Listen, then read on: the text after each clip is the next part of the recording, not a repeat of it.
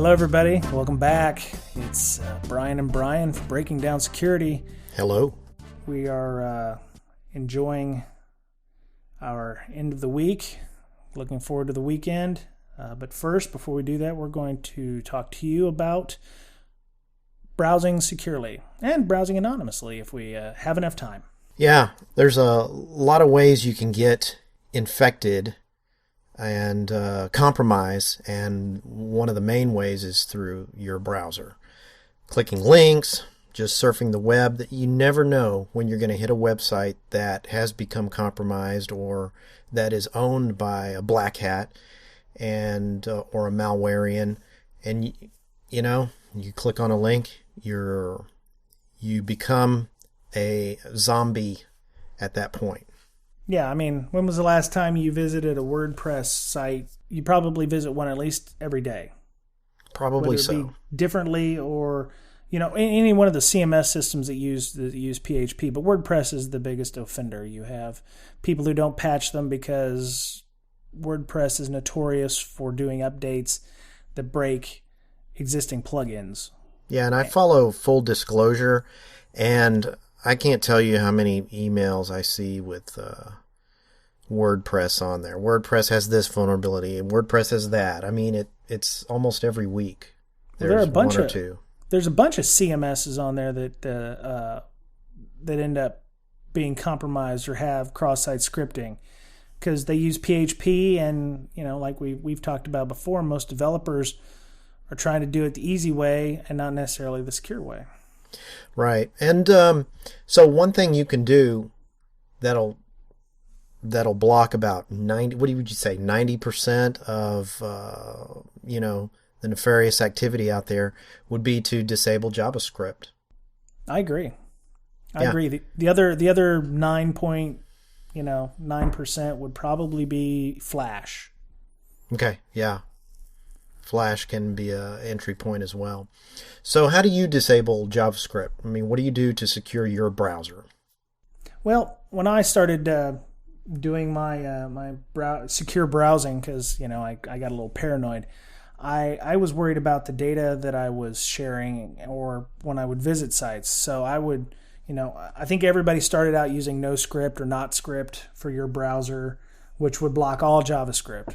And it worked great for a while, and then you started hearing stories about how NoScript especially, they have a whitelist, and you can whitelist or blacklist certain things or certain sites, and they had like a list of, predetermined sites that were okay according to NoScript, and it was like, ads.google.com or googlesyndication.com. Oh, that sucks.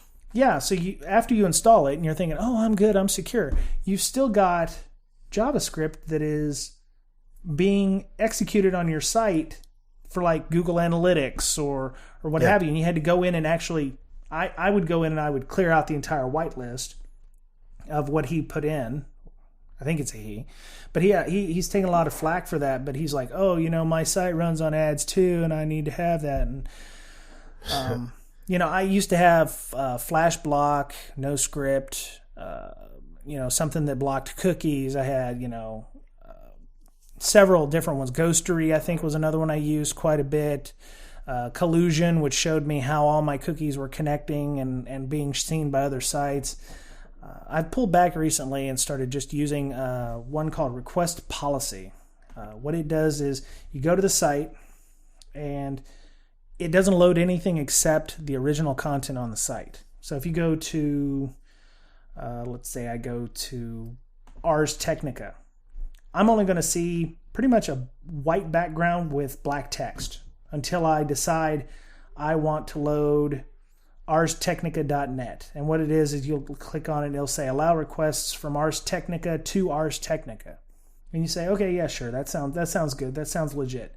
The minute you do that, everything loads, the style sheet loads and whatever, but you'll still notice that you don't have any ads. You don't, only the JavaScript runs that's necessary. And then the other one I use is Cookie Monster, which allows me to set only certain cookies. You can disable third-party cookies, that kind of thing. Okay. Well, I use Web Developer. I've got a programming background, and I love to see the CSS, see any errors that show up, that kind of thing. So it's a bar across the top of your browser, and you disable or enable JavaScript, Java, CSS, any of that. How does it exactly work? Can you block things individually, like, hey, don't load this style sheet, or don't load a style sheet? No, it's blocking them all. Okay, so it's all or nothing. It's all or nothing. Oh. And, okay, so I enable it, and I go to, let me refresh Google. I'm on Google right now. Mm-hmm. So I'm refreshing the page. I've got JavaScript on. I've got Java on. And, oh, look, over here on the right, there's a couple of errors. It says, we've got a CSS error, unknown property, Moz border bottom right radius, declaration dropped. So Google has an error in their page. Here's a warning, JavaScript warning, reference error, reference to undefined property, c.load times. Interesting. So even Google has errors on their page. Now I can go to Tools, Validate HTML. Uh-huh. See what they got here. Element no BR, not allowed as child element div. Attribute width not allowed on element div at this point. They've got like 100 errors on their homepage. Well, HTML errors. They're probably using Quirks mode, right? So that it works for things like IE6, for those poor bastards still using XP and IE6, so that their page still loads properly. I would imagine that's how they're doing it. Yeah, so I use Web Developer because I think it's interesting to see how other sites are built and, how many errors they have on their page and that sort of thing. If you work in a development shop, encourage your developers to use this tool, and they can get rid of those tiny errors that maybe don't show up, but they're still there nonetheless in the background. They may cause other functionality not to work later on, cause these hidden bugs that you don't know about until you say, oh, well, no wonder that declaration doesn't even work. It's ignored. That kind of thing. So is there any other, does it do anything else like analyze JavaScript and says, hey, this JavaScript looks nasty, or hey, this looks like a cross-site scripting? No, it's not going to do any of that type of analysis. It's just going to show you, enable or disable, or show you any errors. Okay. That kind of thing. You can go to Tools, validate certain things. Mm-hmm. That's pretty much it. I use it to mostly turn off Java and JavaScript. So I also put that in a VM when I'm surfing. So I use VMware. Okay. So you go Uber paranoid. You run it in a VM and then back out your existing to a snapshot or something. Yeah, if anything were to happen in it, I can't remember the last time that I've had this set up that my computer's gotten malware or anything, or my VM's gotten malware that I know of. Where are you going? I would revert to a snapshot. Where are you going so that you're where are you going at work so that you need to have this kind of protection? At work? Are you doing this at work? Because maybe we need to have a talk about acceptable use policy, maybe. Acceptable use policy. No.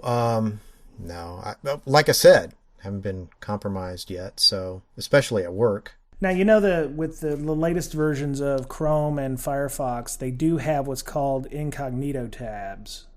You can surf the web with the idea that nothing is getting stored. This goes kind of more to the the data that's getting stored, whether it be because we're talking about anonymity, but we're also talking about safe browsing. So one of the things I found with collusion, and you can look up collusion, I used it for a long time, but it just started making me sad, was how certain sites will look for certain cookies for sites that you've already visited. Let's say you use Google.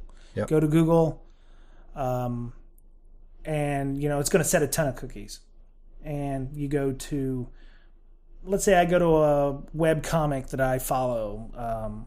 You go into collusion and you see that your site's loaded, and it loads like 8 different cookies. Some of them didn't get loaded because I have Cookie Monster loaded, but it'll say, okay, hijinks ensue. sees your your cookie from Google and, knows that you visited Google, or Amazon sees your, Google cookie that you've loaded, and some cookies I need to have because it allows me to check my email at the same time I'm surfing the web or buying an Amazon, or, going to Newegg, or, checking my email from work. So, the incognito tabs make it so that the cookies are either stored as a session or they don't store them at all, which gets rid of a lot of plugins. A lot of plugins are made superfluous by the private tabs or the incognito tabs you get in Firefox or Chrome. I don't believe IE has anything like this unless you use something like Maxthon. That's the add-on to IE that enhances the browsing experience. I haven't used that in years. I don't even know if it's still actively developed. The only time I use IE is just to, I think I use it at work to make sure that some of our sites work properly in it, or, maybe I'm getting some weird, frame views that aren't looking right, and I'll check it out in Internet Explorer. And then I use it to download a real browser as well. You install IE7 or a Windows 7, and the first thing you do is install Firefox or Chrome. Yeah. Well, as a good web developer, you're going to be making sure that your customers are going to be able to see, what they want in all the necessary browsers. Can't tell you how many times I've viewed something in Firefox and it looks like crap, and then I view it in Internet Explorer. It looks great. Well, the web developer just didn't test it in different browsers. I learned that a long time ago. Yeah. Back in college, actually. Really? Yeah. Test it out in all the different browsers. Make sure. They had IE back when you were in college? Netscape? Come on. Mosaic? Lynx? Yeah. Yeah, I guess that'd be another way to be ultra secure. You could use something like Lynx, or eLink, I believe, is another text-based web browser. If you only want to see the content on the page and not necessarily pictures, Lynx is a really dirty, quick and dirty browser.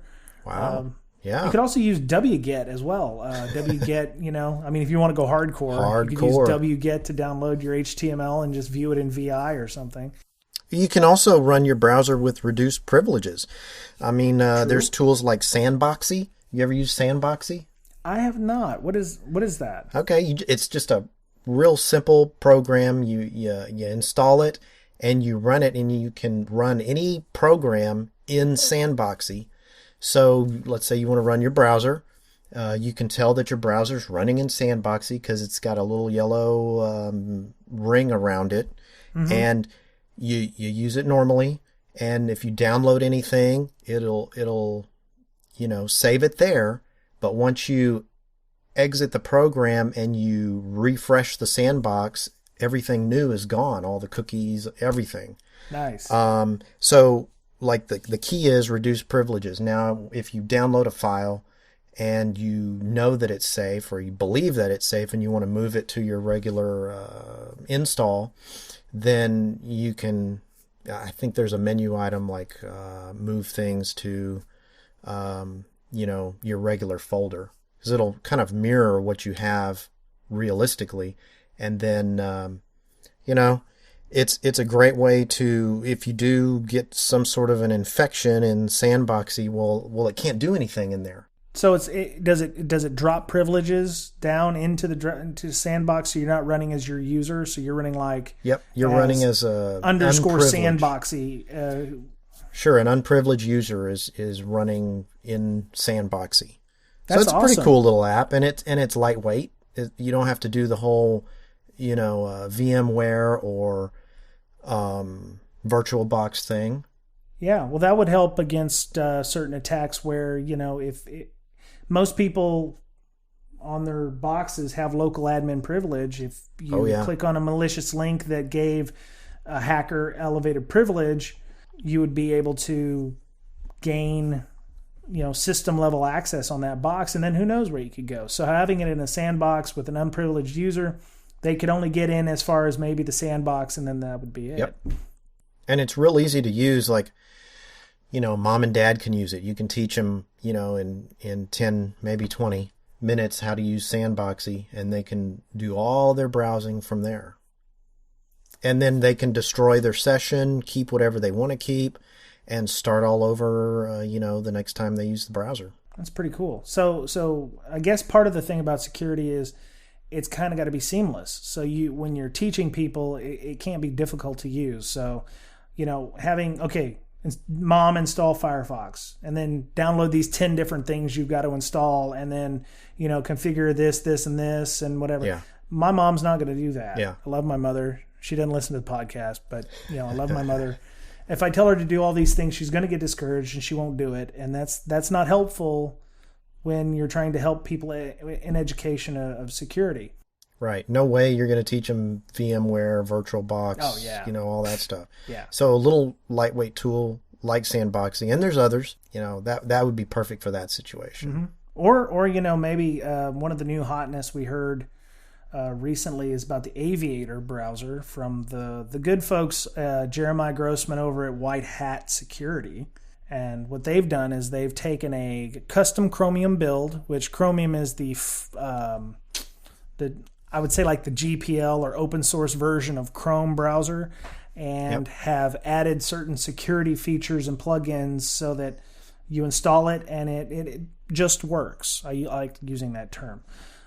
They do things like disabling the ability for you to surf internal websites because protecting you against intranet. They call it intranet port scanning or intranet hacking. So if somebody was able to gain access to the browser, they wouldn't be able to gain access to your internal network, which would be good. And then they block ads, they block cookies from third parties. I do that by default anyway. I don't want, sites, other than, like Ars Technica, if I go there, I don't want a cookie from, doubleclick.net, which I found out is owned by Google now. You believe that shit? DoubleClick is owned by Google. Well, there's not much that's not owned by Google nowadays. Good Lord, YouTube. Yeah. So if you do visit a site that has malicious JavaScript and your browser does become a zombie, then it can't get anywhere. It can't use that as a foothold into any other networks. Yeah, I would assume that there's something that gets added to a hosts file, or like with Chromium or Firefox, you can just say, disallow 192.168.10.x addresses and 172.1.6 addresses. Anything A, B, or C from the RFC 1918 internal network addresses. So would it be something mom and dad could use, and be easy enough for that, or would Sandboxy be a better option, you think? Well, I mean, if your mother and father have a massive internal network that they run web servers on, no, that doesn't. That kind of protection with the internal networks probably wouldn't help them a lot.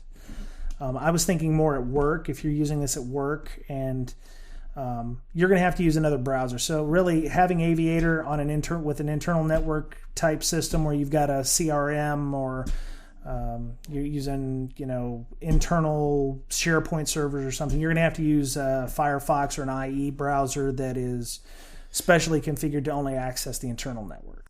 As far as browsing anonymously, we can talk about that. Sure. You could use a proxy. You could set up a proxy at your house, and if you go to a cafe style wireless, yeah, like Starbucks or something. Yeah. You could log into your own proxy and using some sort of a third-party VPN type thing. Yep. When I was a little shaver, little knee-high to grasshopper infosec guy, I had my ISP at home, and I would go into work, and I hope my old boss isn't listening to this, but I had Provoxy set up on a server at home, and I would forward over my SSH connection. I would SSH back to my home computer at home, running port forwarding and everything. I would run Provoxy as a web port forwarder kind of thing. So I would set all that up, run PuTTY, run my SSH tunnel through to my server at home, and then I would surf the web through that instead of using my workplace ISP, and I may or may not have been doing nefarious stuff on it. But, it was more like a, hey, let me see if I can do it. And then I would go like, what is my IP? And I'd be like, oh, look, I'm on I'm on a 24 dot whatever address. And okay, the work IPs are, 37 dot whatever. So I know that I was using, my home IP, and, it bypassed the firewall. It bypassed, everything that was going through looked like it was over SSH. So nothing other than the SSH tunnel was being seen. So your workplace was kind of tracking your online activity? Is that what you were thinking? No. Actually, I was the guy who was supposed to be tracking everyone else's online activity, but I may not have wanted those kinds of things showing up in the logs that I was supposed to be looking for. So instead of having to doctor the logs, I said, well, I'll just, make an SSH connection to that. I have since reformed and learned that I should not be doing those kinds of things at work. So you're a good boy now? I'm mostly a good boy now, yes. So I've got a proxy here for you. Ready to write this down because you might not remember it. Okay. It's called hidemyass.com. It is awesome. I have heard that one, yes, but I also heard that there's issues with it. Well, you can turn on SSL as well. Ooh. So yeah. It's pretty cool. Yes. And it's got 75,000 different IPs that you could be coming from randomly, something like that. Yeah. Yeah, look it up. I think it's a pretty good free service if you want to surf the web anonymously and encrypted. Yeah. Well, a lot of those services like that get blocked by corporate firewalls because they don't want you using those at work, which is why it makes more sense. Did I say at work? No, you did not. I just don't want my ISP to track where I surf the net, because that's true. And there are VPN services similar to that. I mean, so let's say I'm visiting a site about donkeys. I want to learn about donkeys. I don't know where I got that from, but oh my, okay. Okay, so I'm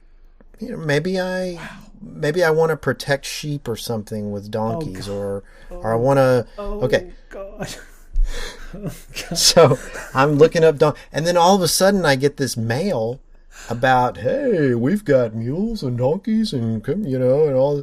Where did you get this from? Well, probably because my ISP was selling the fact that I'm interested in barnyard animals. Oh my Jesus. Does that ever happen to you? Okay, I'm surfing for, log correlation engines, right? Mm-hmm. And then all of a sudden all these ads pop up, weeks later for log correlation engines. Sure. And I get things in the mail for log correlation engines. So somebody's listening to my traffic, my online activities, and, you can't force encryption on certain sites, right? Amazon.com, you go there and you try to say HTTPS, Amazon.com, they revert you back to HTTP until you log in or until you buy. Yeah. Right? Yep. So every book that you're looking for, that traffic can be sniffed and then used to send you ads later. Holy shit, you're right, dude. I didn't realize they automatically sent you back to HTTP. They do. That brings you up another thing, like the referral links. Let's say when I first started this podcast, I was like, ooh, yeah, I'll get some free money from Amazon. When somebody goes and clicks on this Amazon referral link, they'll be able to send me free money.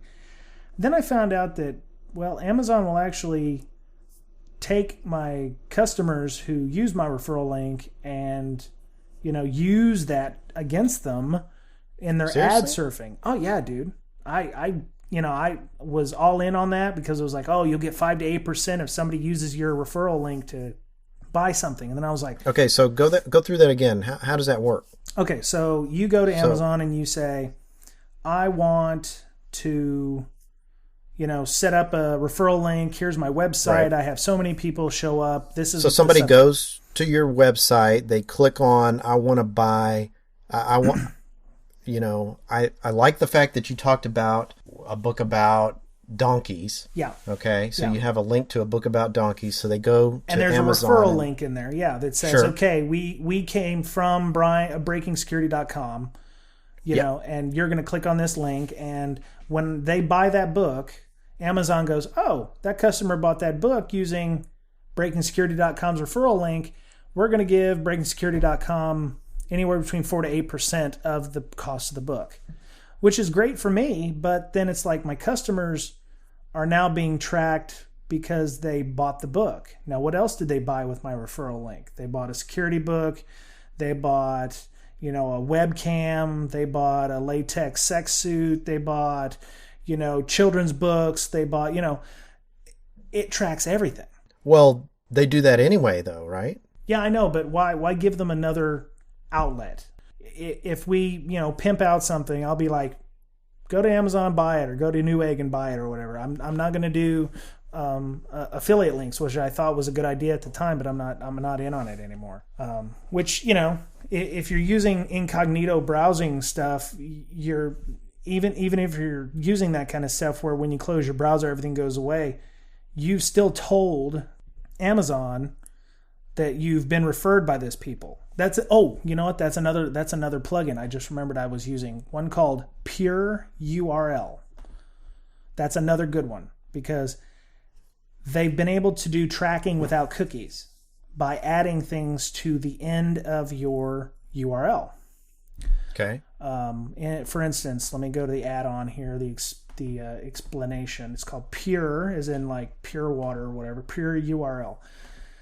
What it does is it gets rid of, they call it the garbage field lists, UTM underscore source, UTM underscore medium, UTM underscore term, GA underscore source. All of these things feature at youtube.com, FB underscore action underscore IDS. These are all things that get appended to the end of your URL that say, okay, yeah, I first noticed this when I went to Feedly, which is my newsreader. You click on a link in there and it'll be like, okay, arstechnica.com, UTM underscore content, Twitter, UTM underscore content, Facebook, UTM underscore content, Google. And it's like, what is that stuff? So I started looking and I started doing some research and I found that that's how they track where you've come from. So I log in as myself, I click on that link and it's like, oh, okay. And every time you add these things, they keep adding on. They can go forever. I mean, I've seen several dozen on these things. So what Pure URL does is it gets rid of those. FeedBurner gets a lot of them. You can go there and look at it. It's really good. It doesn't get rid of all of them, but you can keep adding them at the end of the garbage field lists if you find them. So it's good for, adding and editing. If you click on a link, if you click on an ad, it'll get rid of where you came from, and therefore that person, like if you click on an ad in Google, then Google won't get paid for that click. Is that what you're saying? Because it strips it of that where you came from? If it has that UTM or it has that garbage field at the end, yes, okay. It will strip those out. On habit, I kill things like Google Analytics. I get rid of, the other thing about blocking cookies and blocking JavaScript is you start really understanding certain domains and what are good and what are bad. So if I go to Ars Technica again and I look at request policy, adobetag.com, that does nothing and adds no value to the website. GoogleAnalytics.com, there's another one. DoubleClick.net is another one. CRWDCNTRL.net. I don't even know what that is. But as long as, and the good thing about it is these are all blocked destinations, which means the site doesn't load that code. It doesn't load the JavaScript, doesn't load the banner ad, doesn't load the iframe, doesn't do anything. If you decide you think you need that, you can click on that and it will automatically refresh the page. Okay. These can be very, very good for you if you are, if you've got a lot of people at your workplace. It does take a little bit of, it is a bit of a shift in the way you think of a browser, because a lot of pages I go to don't render properly because I blocked everything. Yep. Or, they're using like CloudFront for DOS protection. So you have to enable CloudFront.net. So if you see that, then they're using CloudFront for DOS protection, and you can enable that part because that one's relatively safe. But the other ones, you can go in. There's one called Web of Trust. That's another plugin you can use where you can go and look up certain domains and go, okay, that's just nothing that serves only ads. So the other thing is, it does take a lot of work, but you do understand a lot about the internet at that point, because you know which are not necessarily domains you want to load on your system. And there's some that I've never heard of before that I was like, it's like shadow organizations or something you've never seen or heard of before, and it's like all they do, that's their entire deal is just to serve ads and other shit. Like malware? Well, I wouldn't call it malware, but it depends on what your term about malware is. If you don't want to see a banner ad, or you don't want Comic Cursor or drive-by downloads to occur, this thing should, and it does. I don't get a lot of things, but it does do a pretty good job of blocking those things. Yeah, I wonder if it would block the cross-site scripting that takes place where it'll redirect or start downloading some other script from another site. I'm sure that's what it does. Well, yeah, because when I go to Ars Technica, the only thing I see truly is a white background with black text. It doesn't render the HTML at all. Or if it does, it's just bare minimum stuff. No JavaScript runs unless you allow it to run. Yeah. Now, normally this is good if you're a security professional and you're really paranoid about what you got loading on your page. But for a regular person, that's going to annoy the hell out of them, because they're going to be like, oh, I can't view anything. I can't, my JavaScript is crap. I can't see ESPN to see the sports scores, which has... There's no feng shui. Yeah, there's no feng shui. So, yeah, but I mean, you got ESPN, which has Flash, and it's got all kinds of dynamic content. I like a simpler internet. I like static web pages. I don't necessarily need the dynamic content. Yeah, looks a lot different, but you get used to it. You do. And, if you could, train your people to understand that, you can make them more secure in the long run. Or if you want to use something like Aviator browser, which will automatically do that for you, and then you basically don't give them a choice. But that's not the way you're supposed to do it. You're supposed to, help give them a choice, or help them see why they need to be more secure. Exactly. So that's what we try to do. We try to educate ourselves, other people, and then it trickles. That's right. All right. So what have we learned today? That browsers need securing, and we gave some examples of ways to do that. Right? Yeah. So, if you disable JavaScript and Java on your web browser, man, that's like 90% right there. Yeah, because not having JavaScript, you reduce the chances of cross-site scripting. A lot of things.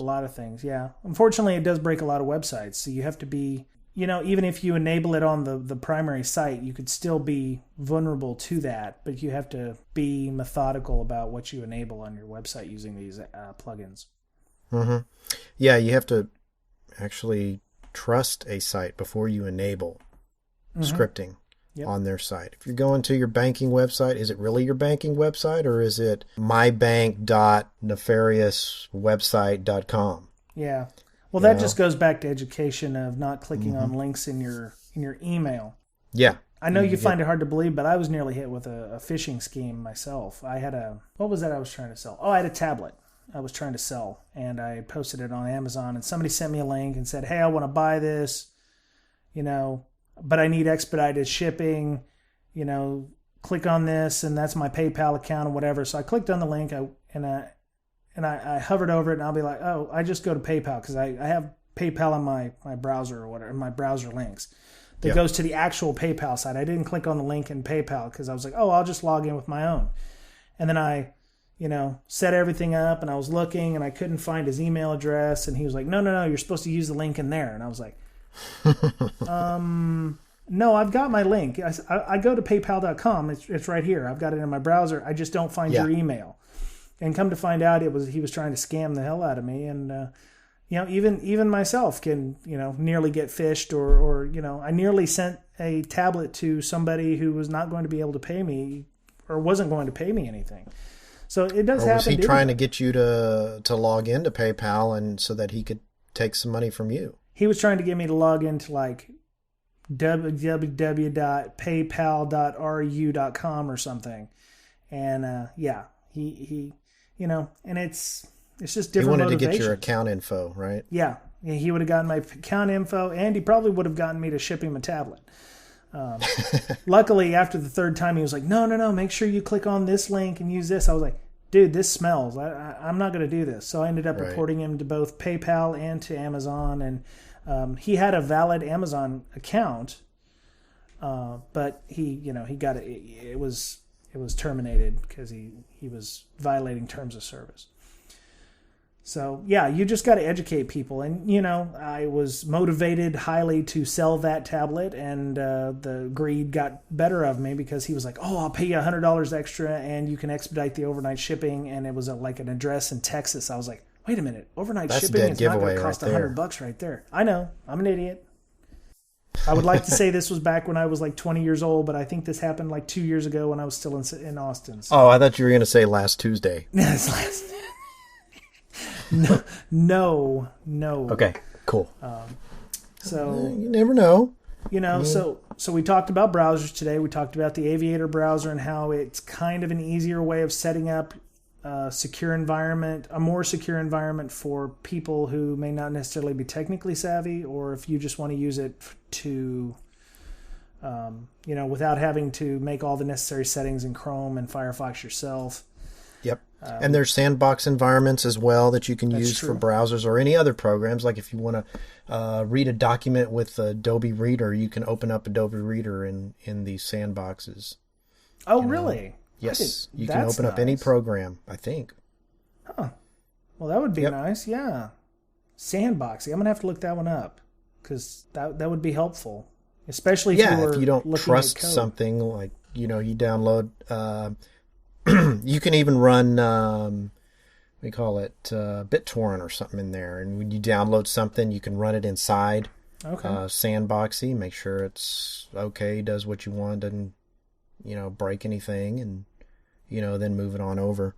Very nice. Run your own proxy, use Hide My Ass or any other proxy like that. Yep. Yeah. There's lots of options. You might use Hide My Ass if you were doing, say, an external pen test or something, and you didn't want the client, if the client knows you're coming from a specific IP address, that would be a way for you to get around that. If they were like, oh, we're going to monitor looking for this specific IP address and we're going to block that. Well, then you come from another area or another round that would, kind of as long as you didn't sign an agreement saying you would only come from a certain IP and you thought that they might be monitoring you and blocking you without your knowledge, that kind of thing. And, they were just trying to, make your job a lot harder than it had to be, even though you're there to help. Or, it could be used to see if your host file was lighting off for certain things. If you could get Hide My Ass to come from, say, Mongolia or something, and you were blocking things from everything outside the U.S., then that would be a good way to test to make sure that your filters were in place. Yeah, awesome. So, or create a distraction while you attack another place if you're a pen tester. Yep. That could be possible too, yeah. All right. Bait and switch. Yep. Okay, so that was it for this week. If you like what you hear, we love feedback. I just hit 600 followers on Twitter. I'm very pleased with that. I appreciate everybody following me, that appreciate that I think that I have something that you want to hear. You should friend Mr. Boettcher. He gets lonely. I think he has about 5 followers. He's, he's still working on his social media skills. So I have a lot to do. I know, you're an important man. So, follow us on Twitter at Brian Brake, at Boettcherpwned, BoettcherPwned. Boettcherpwned. Good job, man. I know, Good right? job. All right, stay safe out there. Browse safely. That's right. Have a good week. We'll see you later. Bye-bye.